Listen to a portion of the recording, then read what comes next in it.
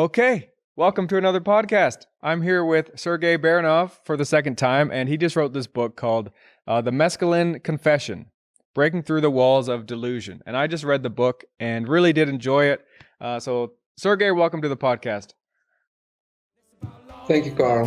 Good to be here. Stealing money from the poor's a bit rash. Line your pockets, fill your tanks for your rockets. Look at it, we just can't stop it. Loving your neighbour with bombs is wrong. Loving your neighbour with bombs is wrong. Just don't become late. That's the only rule. Loving your neighbour with bombs is wrong. Loving your neighbour with bombs is wrong. All been going on way too long.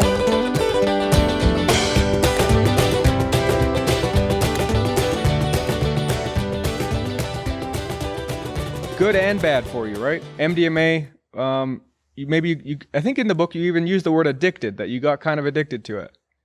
Oh yeah, I was, yeah. Ecstasy was my thing, I took pills for years, and that was actually the only drug that I truly loved from all that I took. Really? And, we didn't call it MDMA there, it was just ecstasy pills, Right. And, it really was my tool for understanding myself. It was my way out of the matrix, so to speak. Considering where I was at the time and who I was and Right. what I knew. So I really tried to use it as much as I could, but I never really. Well, I did, but not for long. I went to parties and trance parties and all that, and of course. But that wasn't my favorite thing. I really moved away from that and use MDMA, by myself in the forest, in the hills, under the moonlight, reading books, thinking, listening to some music. Right. I mean, it was for me that kind of fresh air. Yeah. So the culture around MDMA was, even back then, was still sort of using it at like raves or parties or whatever. Yeah, like that's that. what we did. Yeah, it was 90s. Late 90s. So it was rave parties. Yeah, but I didn't feel like that was the best use of it. I felt like I could do more by taking the pills and reading some, esoteric books, Eastern philosophies, thinking, talking to someone who understands That's what I'm interesting. talking about. You found it that's useful in that way. Yes, very much so. So it was very good. It was an opening for me, for sure. And was the time when I was following a fourth way. So I was well read on subject, awakening, spirituality, all the things. So I was actually experiencing that while using what I could. Right. Now, the only problem was with MDMA that, it cost me a lot. And I don't mean in terms of money, paying for it. It cost me in terms of my energy. Like the depletion that came after that. Like the next days. Yeah, the next 3 days, some more. It's like the depression, and it's like the world wasn't as beautiful as it was on the pill, Right. So you kind of have that 3 hours, maybe 5 if you're lucky. Depends what you get. And you get those few hours of magic and connection, and then you pay for days. You pay with days of depression. Now, do you? I was wondering about that, and do you think that has more to do with the fact that it was like you were taking ecstasy as like a street drug that had other things in it too, or do you think even if it was pure MDMA, it would still have that hangover period? That's a good question. I don't know. Yeah, I'm not sure either. I'm not sure. Not sure. We'd have to talk to some of the MDMA researchers who get like the very pure things that they're using for PTSD. I did it. Yeah, I did it in the capsules, just white powder. And it felt a bit different. I remember taking in the forest, and it felt a bit different, but it was kind of missing. Some element was also missing. It wasn't. Maybe it was lacking the speed that they put in it. I don't know what was it. So it was kind of more mellow, but it was there. But I don't know. It just wasn't really the best. It's funny. I actually just used. I only just used MDMA for the first time. I used it twice this summer, and it was the first time in my life I've tried it. And it was. I had a bit of a hangover too, for sure. And it was a pretty trustworthy source, but I would say still street level drugs. Yeah, that I was taking. It's a chemical. It's a chemical. Yeah. That's the whole point.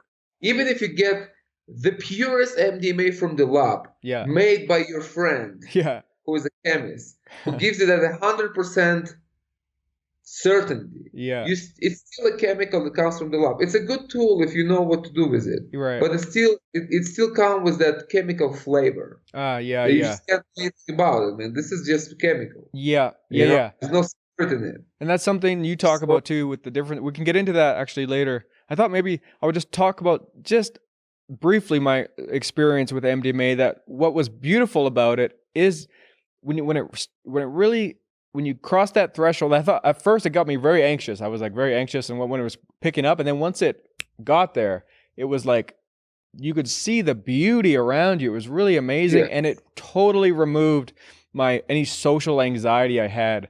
Really, like I just felt like, oh yeah, I'm a good person who's not trying to hurt anyone, so I don't need to be afraid of being around a crowd of people, or if people are going to judge me or whatever. It felt very open and freeing, but also clear thinking. It was really a cool experience.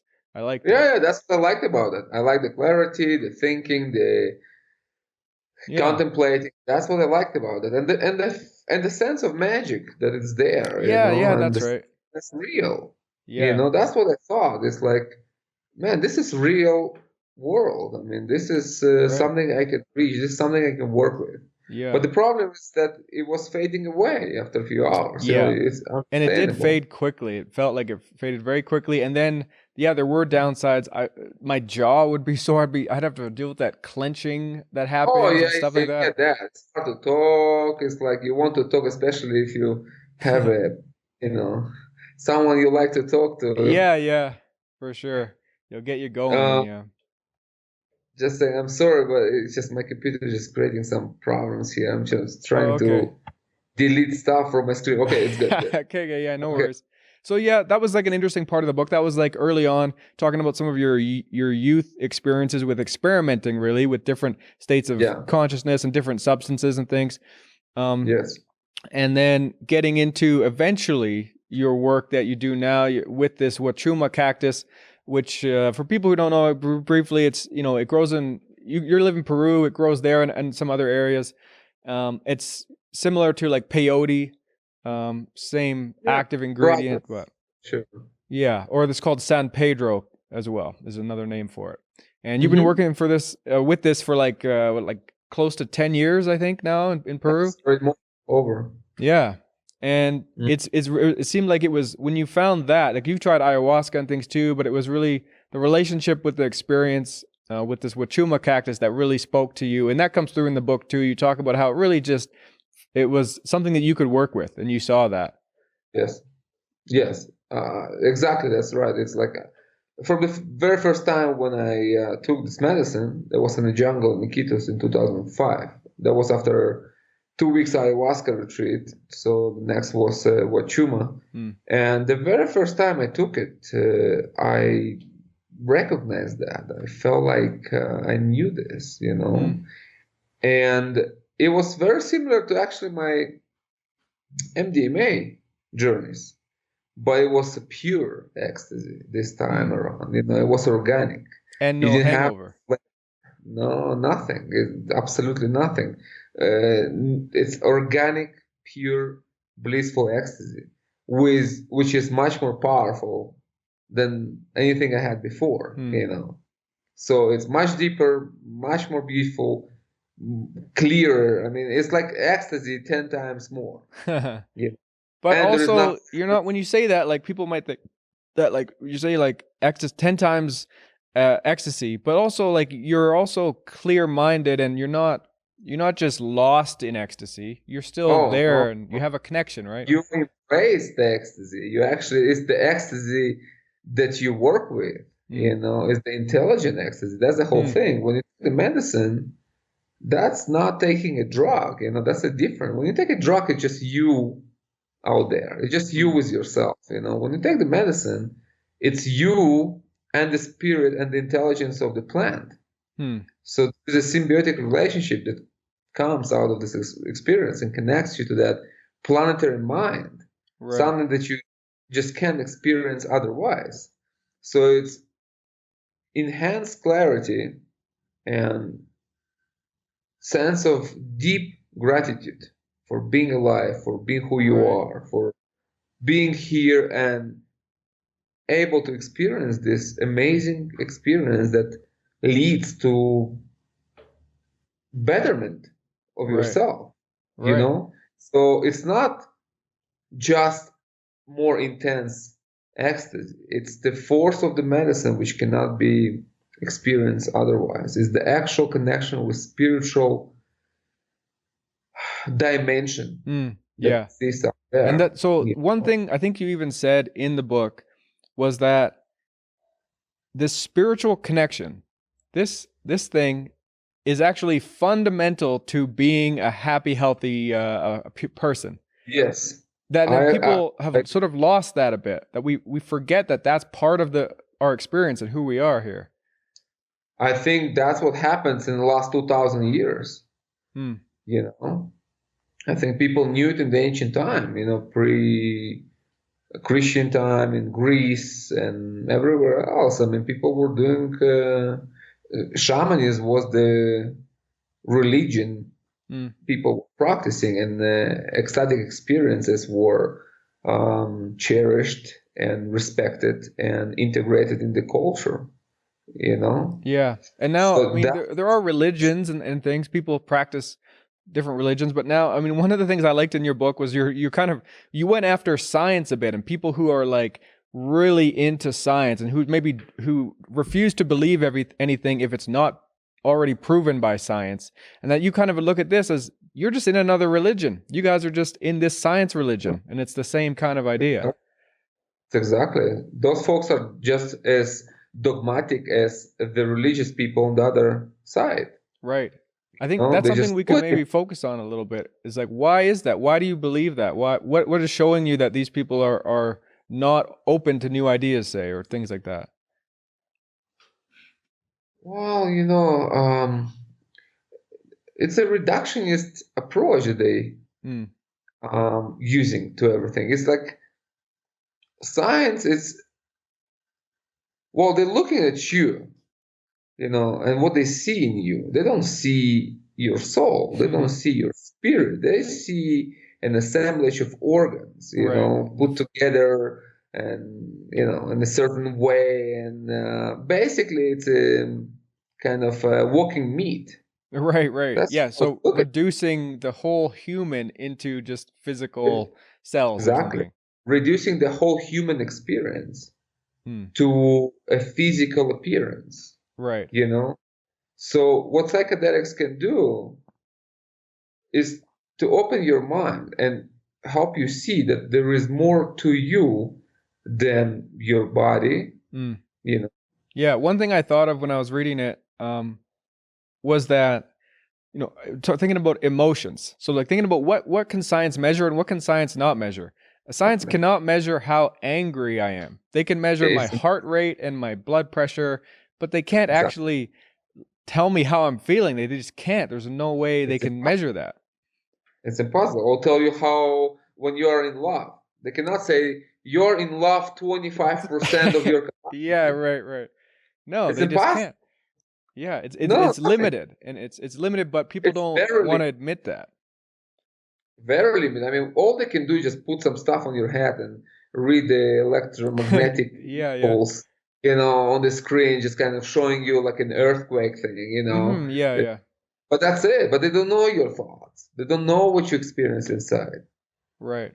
But the thing is that it's not only that they don't know what you experience inside, it's themselves. They do not know that about themselves. So they're focused so much on measurements that they miss the whole experience of who they are. Right. Well, one metaphor you used in the book as well that I liked was when talking about psychedelics, you sort of looked at microscopes and telescopes. That yes, these are tools we use to magnify other parts that we normally can't see. We normally can't see the inner workings of cells and things. Our vision doesn't allow us to. And in that same way, when we use psychedelics in these ways, they can help magnify what's going on inside of us. They can our connection to spiritual things and emotions and things. That's exactly why I brought it up, because they understand that you have to use a certain tools to see farther into the deep space. Yeah. That's why I have telescopes. They also understand that you cannot see bacteria with your eyes. Yeah. So they create a microscope. Okay, these are useful tools to study those realms, which are invisible to your eyes, but they are there. Yeah. Right now, I'm looking in the sky. I see some clouds here, but there are like billions of stars there. You're right. Totally invisible. It's there. It's there. I can prove you that at night. Yeah. You can see them at night. And there is more beyond that point which we cannot see with our eyes, but it's all there. I'm not creating a universe with my mind. It's there. It's objective reality. Yeah. Same as bacteria in your hands right now. There are like millions of them there. You can see them. They are there, present. Same with psychedelics. The world you see, it's not something you create. It's not something you hallucinate or project subjectively. It's the world that is there, but invisible as the stars and the bacteria. Right. That's the point I'm trying to make. Right. Yeah, just because you have to use something as a tool to see it, to get there, doesn't mean it's an illusion. As the stars. Are stars illusion? Are bacteria an illusion? No, it's there. Same here.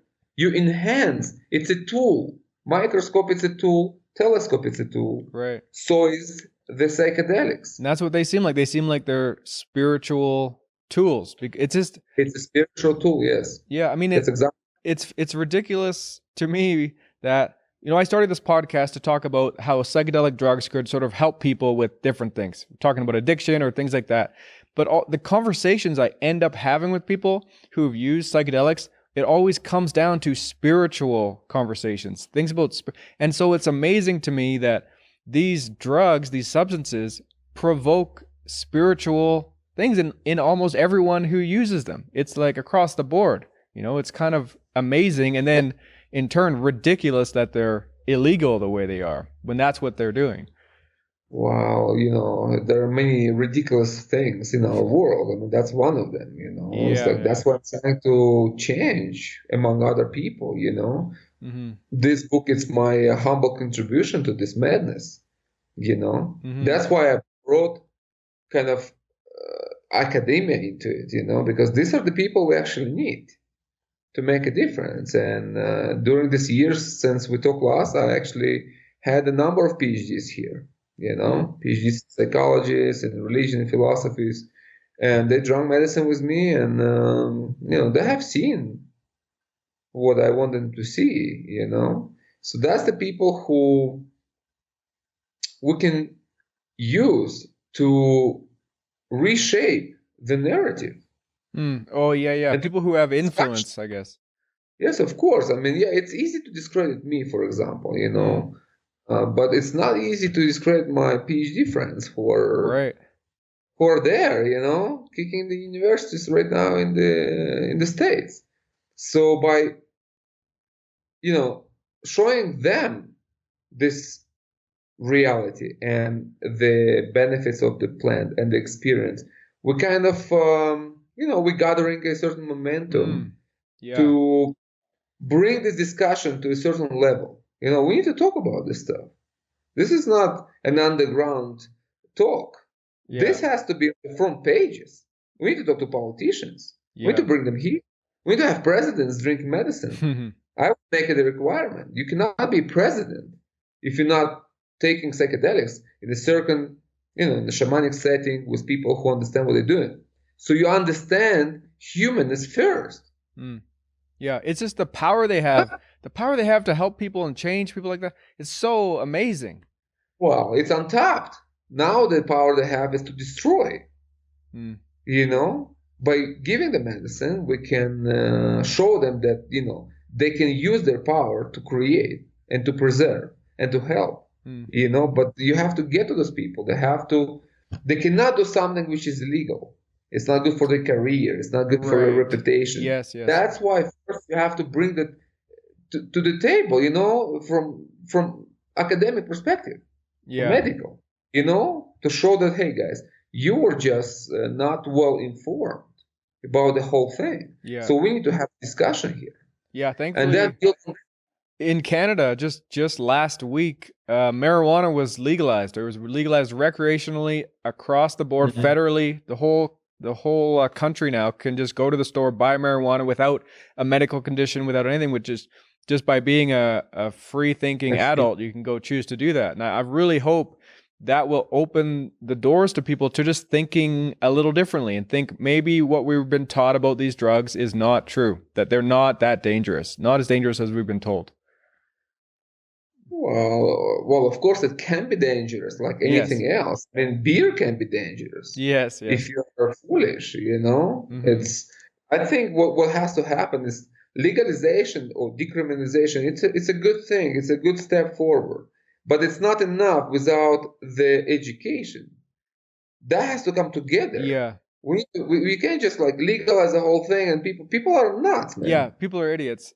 What to do with it? You know, it's like you have to bring education to the table as well. Yes. And explain how to use plants and why and when and with what purpose.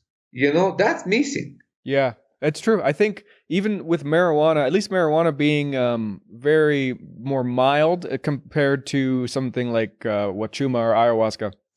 So at least people will be able to experiment with marijuana. Maybe even people who, or I imagine now young people have already used marijuana. If you're a young person in Canada and you wanted to use marijuana, you would have had it by now and tried it. But who probably hasn't tried it are people maybe in their 40s, 50s who don't have access to dealers and things, and who maybe have arthritis and things that maybe it can help with.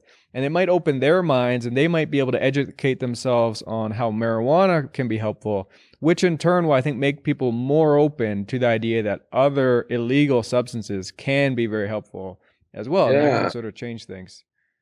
And in the same way, it can help them to understand that legal substances can be harmful. Yeah. It's how you use things. Yeah, for sure.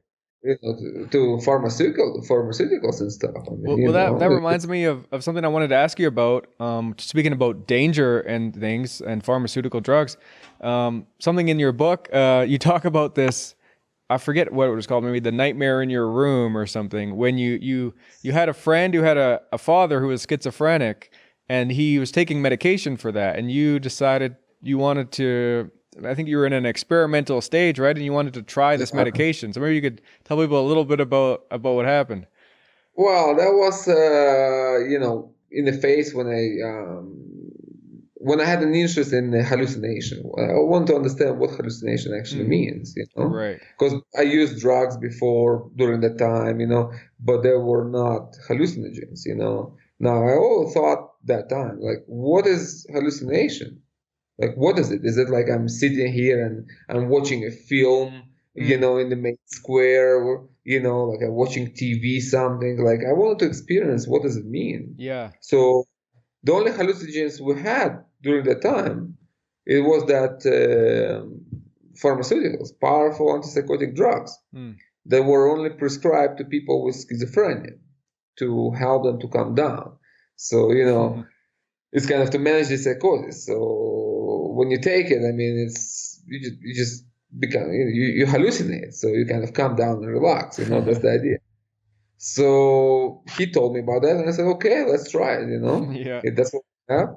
So he brought a few pills, and I was greedy, so I took 3 times more than I should. You know, right? The dose was 1 pill, and you took 3. Yeah, it was the one for the adult psychotic person. You know. Yeah.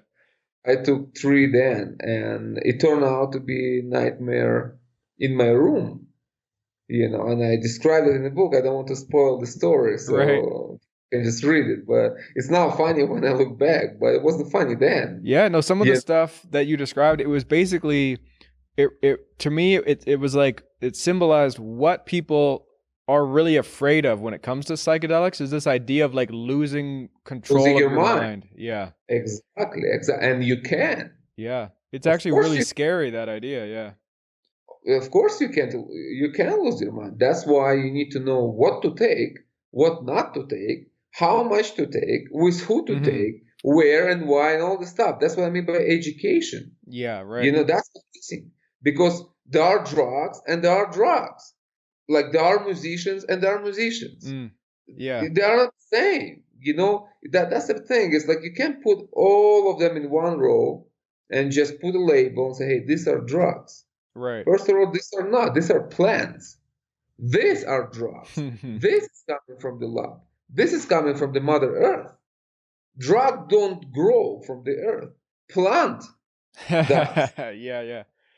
So when we were talking about psychedelics and shamanism, I mean, it's like we're talking to kids, man. These people who pass the laws, they're like kids. Right. That's the level of their understanding.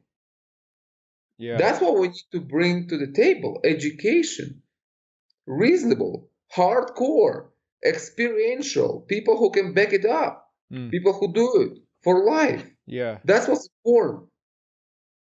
Yeah. I think it brings me to two things. Another thing that you talked about in the book is you talked about some studies that scientists were studying mescaline. And I believe you said that, and this was, I don't remember, this was a while ago. But they were injecting it into people. They were extracting this alkaloid or whatever out of, say, you use the whole cactus is what you're using. They were just extracting this one alkaloid and then injecting it into people in like a laboratory setting and then documenting the results. And so you're saying, of course, that's going to change how the experience is for someone than if they're doing it in a ceremonial, respectful way or whatever. Of course, it's a total distortion. You can't study this, doing this. It's just the wrong way. And we're talking about a century back. I've been looking through scientific material on that. I've been reading some stuff there to understand how far they went with their research, psychiatric and all this neuroscience and all that. So there were some good reports, but those were coming from people who were inclined to philosophical thinking. Right. Okay. The others who were like more strictly clinical, these are boring report. You can't make it through, man. It's an effort. Just read the whole thing. Right. To understand, to have an objective opinion, you have to read the whole thing. It's very boring because they are boring. That's another problem. And they're interpreting their experience through that lens of science. It's a very narrow. It's like if they reduce the whole human experience to just a walking meat on the street, then what is psychedelics for them? Right. It's just some kind of a chemical reaction in the brain, and maybe some heart rate change and pulse, and maybe your eyes rolling back. I mean, something like that. That's it. So I look into these researches, and there was much substance there. I mean, you cannot understand mescaline by reading those reports. And I'm talking about serious researchers. People, these are experts in their fields, psychology, neuroscience, and psychiatry, Yeah. And because the plan has arrived into West without education, the shamanic education was kind of denied. So they took the plant, they took the chemistry basically, and just reduced it to the alkaloid and tried to study that by injecting to people, Right. And so you're speaking to like how in a bunch of ways these experiences can be changed. And I mean, one being dose. Dose is important, like you said. I mean, you have to, so that comes with experience and being knowledgeable and working with someone who knows what they're doing, because dose does matter. Like, and there's lots of examples of that. But like you said, you took 3 of those anti-psychotic medications when the dose was 1, and it was a crazy, really difficult, scary experience. But then also, like, we're talking about like setting. So if and sort of set being your mindset when you go into an experience. And if you're going in and you're sitting in like a laboratory chair and there's a scientist in a white lab coat injecting a thing into you, that's going to change your mindset completely. Man, this is like being with aliens in the room. Yeah. Sure. That's freaky to begin with. If people staring at you and putting these electrodes to your mind. I mean, all you want to do is just to be outside, free, looking around, and just experiencing your life in the moment. You don't want people staring at you, with the white robe. So, Yeah, and it took. So you mentioned in the book quite a bit. You talk about Aldous Huxley, and that he was an early sort of, would you say, pioneer of the mescaline experience. He at least he wrote about it very well in a way that wasn't like that. It was very open to these other ideas and things. Yeah, well, he brought it to a whole new level. He actually recognized the spiritual dimension, the mystical dimension of mescaline. He's the first one who actually saw it that way. Yeah. That's why I have a lot of respect for this guy. Yeah. He saw, if you read The Doors of Perception carefully, and when he described his mescaline experiences, you understand. We're talking the level he understood. This is like high mysticism. This is the high spirituality. This is where you go when you really understand things. When he speaks about, he kind of bypassing all this, the firework, what they call it. Oh, okay. I call it firework. The visual. Spinning psychedelic experience as people understand. It's like spinning colors, things are melting. This is all nonsense, man. Right. You have to bypass that. This is like where it starts, and you have to go far. You come to the point when nothing else matters but the perception of being or perception of meaning. Right. That's where he got to. This is like a Zen kind of thing. This is the true Zen. In fact, you understand Zen on mescaline. That's how I understand Zen, It's like, otherwise it's all ambiguous writing. It just words that makes no sense. And Huxley actually understood Zen on mescaline. It's there in the book. He says that. He says before, I was reading the Zen comments, and it's just like, I don't know what these folks are talking about, But when you take mescaline, you understand what they're saying, Right. It opens your, so you can see what Zen is. Because you experience it, is what you're saying. Like, you're not just trapped in the mind, just thinking about it. It's not worse. To understand Zen, for example, it's not like, you can't do it through just reading the words. You have to see through the words. Like, you have to see words as a symbols, and then to the point. And the mescaline experience allows you to see the depth, so you see what's behind the words, And he saw that. He understood that. He understood what mysticism is, true mysticism. I'm not talking about kind of new age thing. I'm talking about hardcore ancient time mysticism. What sages knew, and Zen masters, and all the Sufis, and all those folks, the perception of being, the experience of being. That's what I'm talking about. And he understood that. He saw the potential of mescaline to bring you to that point.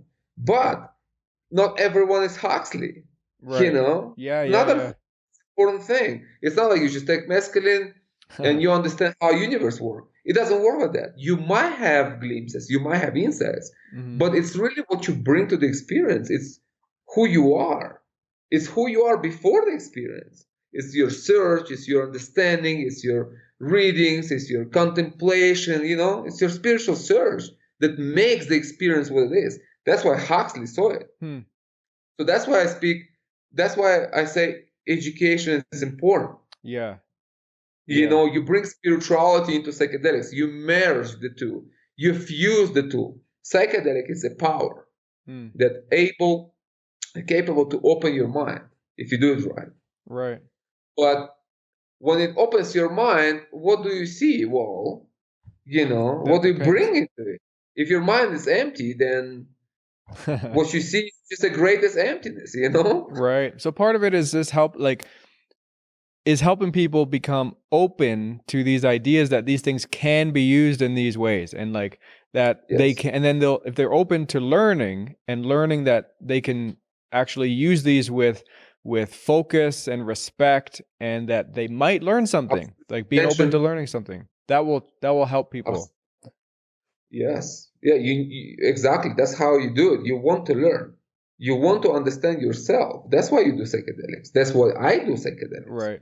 You know, Yeah. I mean, you can do it for any reasons. I mean, you can go take some mushrooms at the party, you know, but that would be very, very foolish experience and can be traumatic. It's not how you do it. You know, you do it with intention to understand who you are. That's the fundamental quest for human beings. That's where it starts, man. You cannot be happy if you don't know who you are. Right. People want to be happy, but how are you going to be happy if you don't even know who you are? You don't even know who is asking the question. This is where it starts. I want to understand myself. Who am I? Deep level.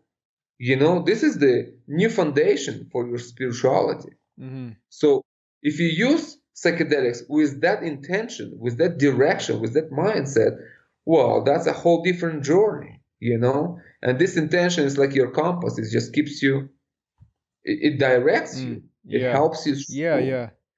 You know? That's a good way to put it. I also like that idea that it's kind of like a compass. Just it helps you direct yourself, like point a place on a map, and then you head there, and you don't have to do psychedelics every day in order to get there. You can work toward these points, you know. Exactly. I mean, you don't do it every day. Of course, they will be exhausting. Yeah. It's like it's like going to that mountain every day. I mean, you just can't do that. You know? But these things are just so powerful, and like they're so useful in this way. They're so useful for people. There's lots of specific things you can point to. They're studying PTSD, people who have traumatic experiences. They're useful for that. They're useful for like addiction and things, for depression, anxiety, all these things that are probably all related to something deep down that's similar. On a spiritual level, I mean, that's what I see. I see lots of that. I have people come with depression and suicidal. And, you know, we drinking the medicine and we trying to uncover what's there, what's the cause. I mean, you have to find the root cause for that. Yeah. And then finally you realize that, you know what, that was a traumatic experience when you were 5, when your parents got divorced. And that's, you know, when the first split in your soul appeared. Right. And it just grew into this tremendous, you know, problem in your life, which you don't even realize anymore, you know? Right. Yeah, you end up putting other things, you dress it up, you put on that you start going through the same cycles and patterns and So the medicine can help you to see what's there in your heart, what's really there, and then kind of work through it and understand yourself better in a safe, loving, supportive way. So you're not afraid to open. Right. Yeah. Afraid to show your pain to yourself and stare into it, because that's how you heal it. You can't heal your pain if you don't look at that. You know, it's not like you just can bury somewhere in your heart. It will haunt you. It will haunt you in your dreams. You know, it's there. You have to heal yourself. That's healing. You go inside and you look. What's there, man? Yeah. What is it? What is it that I'm afraid? You know, what is it that bothers me? You look inside, and it might be scary, of course, but this, you know, facing your fear leads or can lead to permanent, lasting healing. That does, you know, it seems like that's how it works. Yeah, you build up. I would say, like, you kind of get reminded who you are, and you're reminded of your strength and your power, and you feel courageous. You get this courage that builds up, and you start being able to more regularly face your fears and look at things that you've been running from, you know, and then it doesn't build up as much. Exactly, because, you know, what do you want? Do you want to run from yourself all your life? Yeah. Constantly changing, you know, you can change names, change personalities, change everything. It's like, but you're carrying yourself with you. You're still there, yeah. Same person. You're still there, man. It doesn't matter if tomorrow you call yourself Ananda, Vishnu, whatever. You're still Carl with all your stuff. Yeah. You know? Yeah. That you just kind of try to masquerade under some new name and new personality and new lifestyle. That doesn't work. Yeah. You know, it's there. Yeah. The true healing is deep below that. It's looking at yourself and looking and staring at yourself. And then the beauty of it, if you start working on that part of you, that like core part of you, then it actually doesn't matter what's going on. It doesn't matter what position you're in or where you're living or what's going on around you, because you've got that secure. You know who you are, or you're at peace with it. Security. What is true security? That is true security. I'm secure in myself, but I'm not secure in myself because I have a house and I have this. That's a false sense of security. Right. I'm secure in myself because I know myself, because I faced myself many times. Yeah. I know who am I in my core, in my essence, in my spirit. That's why I feel confident.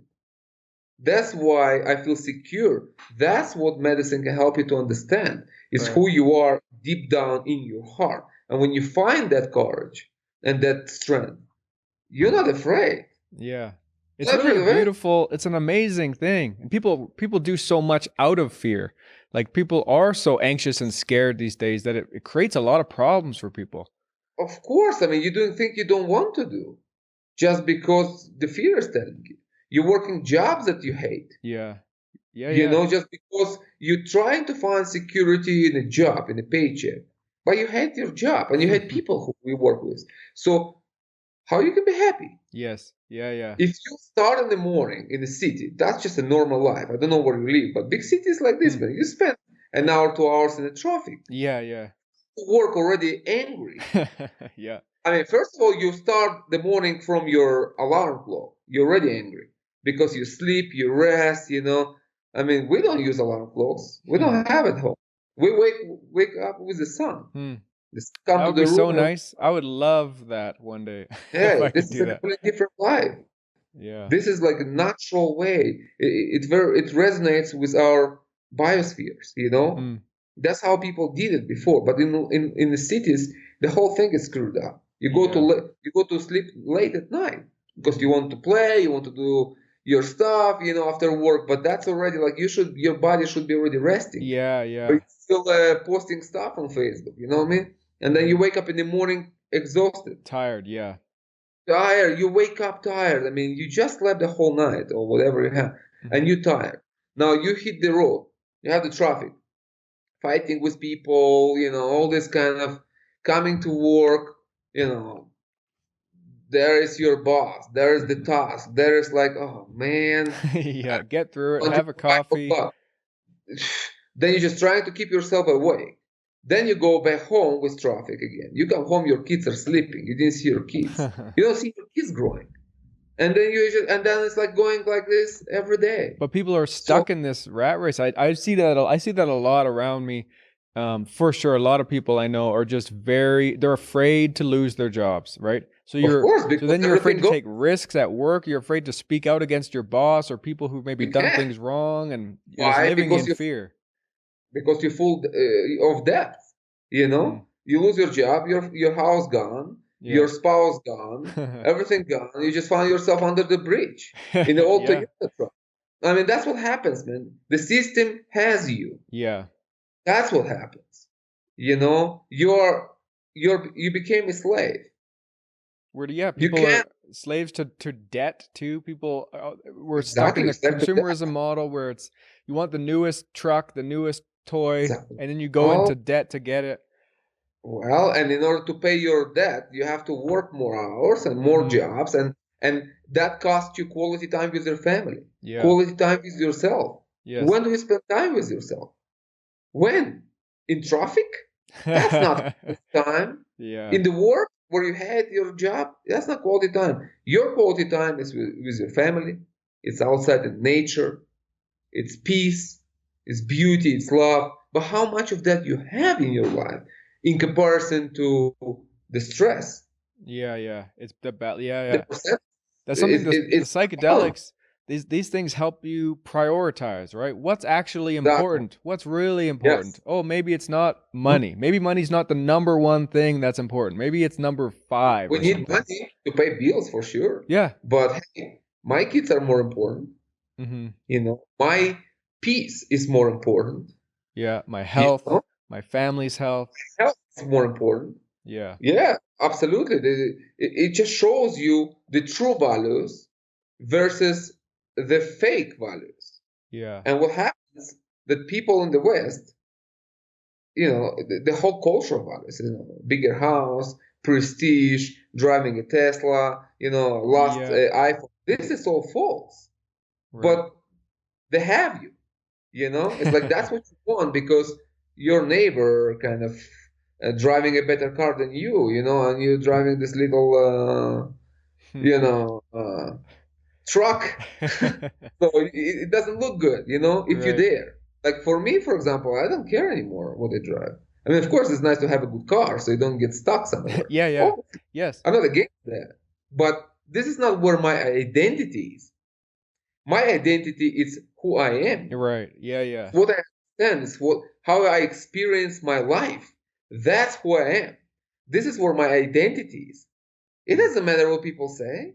Yeah. Or if I don't have what my neighbor have, it doesn't matter. We'll all be dead soon anytime. And also, it's not like we're saying, you have to be a hippie who doesn't work at all and never does anything. Yeah, we have to still work and make money and be involved in our community and absolutely make things happen. Absolutely. I'm not a hippie. I'm not against hippies, man. I have friends hippies, but I'm not that. Yeah.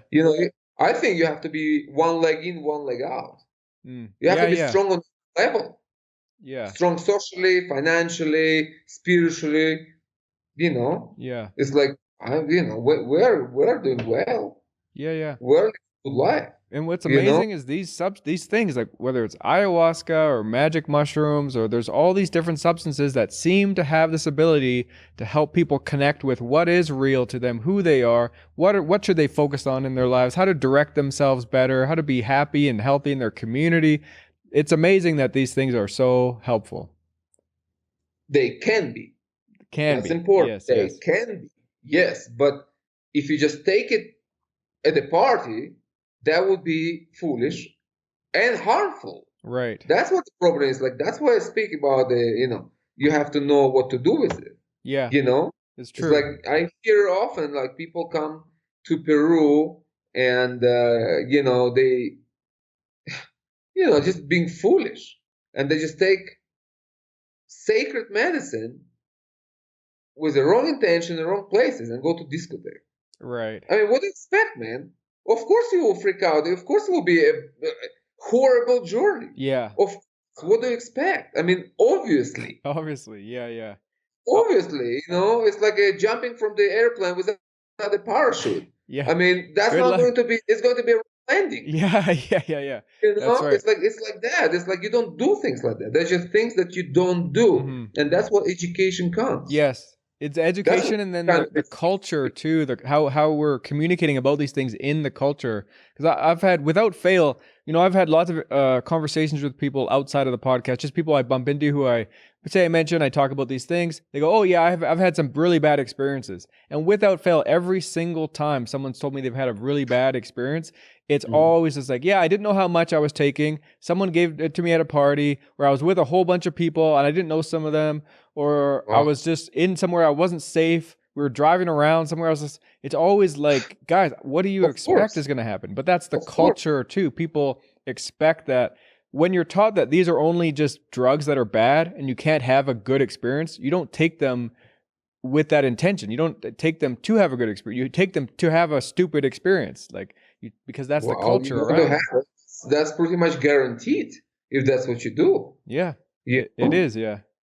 I mean, you might have little inklings, right? You might have little moments where you go, oh, that's kind of interesting. Well, you will pay a lot for those moments. Yeah, because you get pay a lot. scared. And that's not supposed to be that way. Yeah. It's like you never have bad experiences. It's all good. It's 100% good. And I'm talking about 1,000 ceremonies. Right. From now, probably more. And I'm talking about hundreds of people. Right. It's like we do it right.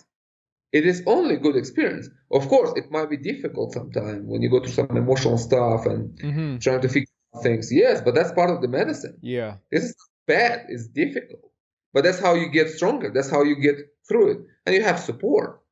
Yeah. You need to have support. Of course, somebody who understands how to go through it and how to take others. That's what I do. Yeah. It's a beautiful journey that we take together. Well, I know we don't have that much time left, So that's what I did have some notes. I want to make sure I touched on everything Sure. I wanted to hear. Let's... So let's see. I think we did touch on pretty much. Well, yeah. Yeah, we got into pretty much everything here. What was funny to me in the book was how willing you were to stick your neck out a bit and to like when we were talking about bashing science and stuff like that. Just that's something that comes from, I think, these experiences too, is like that willingness to be an individual who maybe at times has to speak out against mainstream culture and against probably a lot of the people around you who do believe in these things. And you get that sort of courage to point a finger at science that has all this respect and all this dogmatic belief and say, no, you guys are out to lunch. That's something that comes to that. And that's important to get to that point where individuals are courageous enough to speak out. That's going to balance our society out, right? I think that's what's missing. Yeah. You need to speak the truth. That's all I'm saying. I'm speaking my truth. Yeah. What you believe. I believe that what I say is truth. So if I upset someone, well, then good. Well, then maybe it's time for you to rethink your ways. Yeah. And maybe it's time to open your mind and see what has to change. And I bash science, and I bash religion, and I bash dogma in general. I'm not particularly against someone. I'm against dogmatic thinking. Right. I'm against this beliefs. It's that that group belief, that group culture where you're part of a tribe, you're part of a collective, and whatever they say, you agree with. You have to believe. Well, no, I'm an ex-cult survivor. Right, yeah. That's a cool thing. All this is a cult. Right. That's exactly how it works in the cult. It's a group thing, and you cannot go against the group. They shame you, and the whole thing is like right. That's funny. The same thing in academia, the same thing in religion, the same thing in the politics. Yeah, I could see that experience. Like, if anyone wants to hear about Sergey's time with this cult that he was a part of for a number of years in California, you can check out our first podcast we did. We really got into that. And that's funny that I bet you that would make you very hypersensitive to these kind of cult-like beliefs, right? Because you were a part of it. Man, I can see it from a mile. I can smell it like coyote. I can see it now. I can hear it as I don't know. It's like I see those things. Yeah, you're sensitive to it. My bullshit meter works very well. Yeah. Tell you that. It can pick up things. It can pick up the signals from far when I see that. And when I see it, I recognize that and I say that. Right. So I see it pretty much everywhere. That's what the world has become. It's a cult with many departments. All these groups.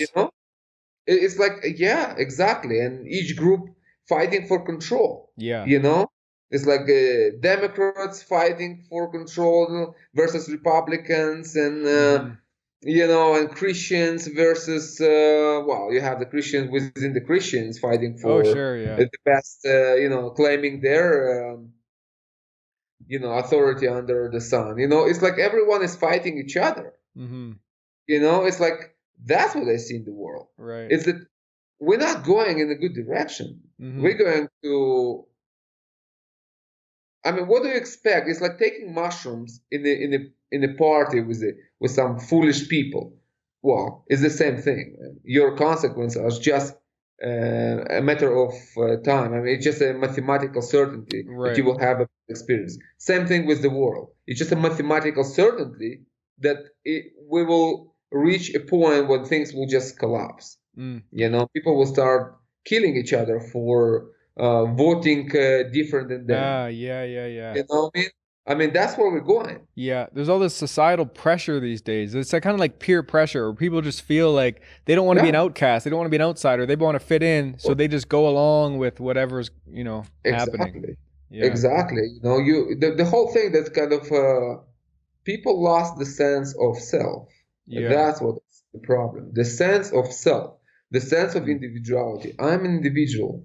I have my opinions. I might not be right all the time. I'm not claiming an objective truth. Yeah. But I'm claiming myself.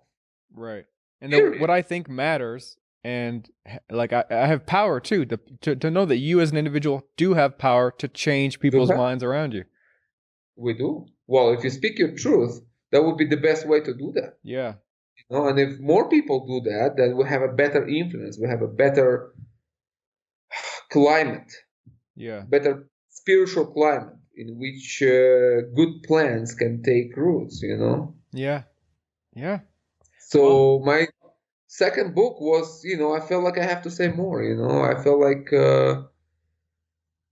there is nothing I should be ashamed of, you know? And I share some pretty deep personal stuff about myself that I never share with anyone. Yeah. That's in the book, you know, it's there. But, you know, that's what I understand. I'm just following my vision. I just follow what I understand. It's like, if I want to affect change in the world, and I do, then by withholding things, well, I withhold the change. You know, you cannot affect something by not being fully engaged and fully dedicated. Sharing that whole picture of what has led you to certain things. Exactly. So I have to share that. So I feel like I need to share that. Right. And I expose myself, and it's fine. Yeah. Be vulnerable. Yeah. It's like, that's my past. I make friends with it. Yeah. You know? It's all good now. I understood my past. And I'm using this now to shape the future. But not only my future, but also to contribute for a global future. For a future of humanity. I think that's how it changes. I really do believe in that when people stand up and start being individuals and start speaking out their truth, no matter what the societal consequences might be, that's how things change for the better, you know? We balance it out. Exactly. And if your friends doesn't like it, so be it. Yeah. It's okay. There are many people in the world.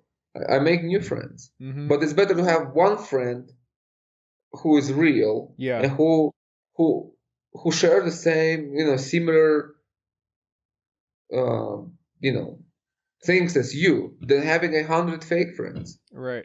Who are just lying to, or they're lying to you. It's like, well, this is so fake. Right. It's better to have what's real at all than have one fake friend. It's better to be you. Right. At all times. That's it. That's what I understand for myself, and that's what I want to share, you know? One of the things. Well, it's better to be you. I think you did a great job in your book sharing a lot of that. You kind of paint that whole picture in the book of who you are, where you came from, why you believe what you believe, and, you know, the way forward and everything. So, maybe you can tell people where they can get your book or where they can find out more about you.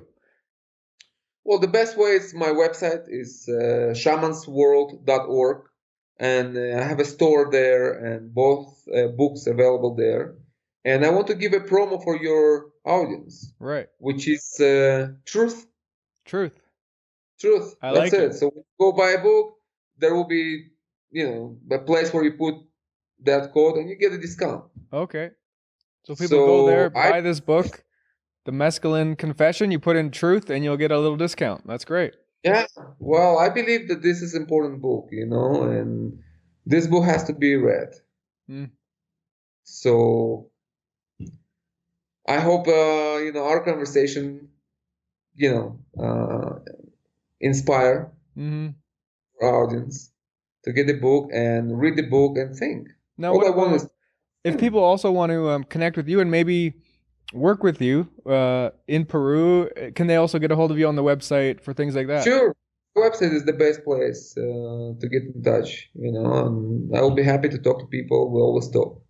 No one just come, you know, in a day. I mean, we talk to people and there's a lot, it's a process. So right. Write me, and there is a form on the side that I ask people to fill, and that kind of gives me a better idea of who you are and what your needs are. So we'll start the conversation there, and hopefully we'll see you here. Cool. That sounds great, man. Well, thanks again for being on the podcast. It was great talking to you. Yeah. As usual. And one day I'd like to head down there too and work with you. I think I'd like to make that happen. I really want to use Huachuma, especially after reading your book. I felt like I really want to try this. It's a beautiful medicine. Yeah. You know, it's amazing experience when done right. And it would be great if you come here. We can do podcasts right here on the medicine. Yeah.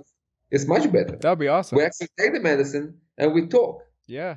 So it's not like those scientists who, inject mescaline to someone else and observe them go nuts. Yeah, yeah. You take the medicine, I take the medicine outside with this beautiful surrounding, beautiful mountains around, and we talk. Yeah. And you share your experience with people in real time. What do you feel? What is it for you? You know, that's kind of a new way to do things.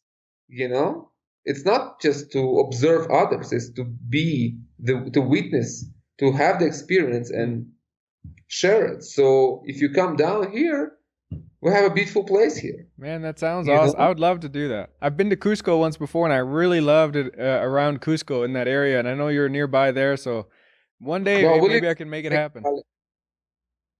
Cool. And also, congratulations on your marriage. Oh, thank you. Yeah, it's been going well. We're still together, so that's good. Yeah. Hey, I'm still together with my wife, 9 years. Nice. So the longest relationship in my life. You know. Oh. So did you do honeymoon? Oh yeah. We went on a little honeymoon. We just drove around the Yukon and near Alaska in a really old motorhome. Yeah, we had a great time though. It was really a lot of fun. That's beautiful. But what about honeymoon with Huachuma? Well,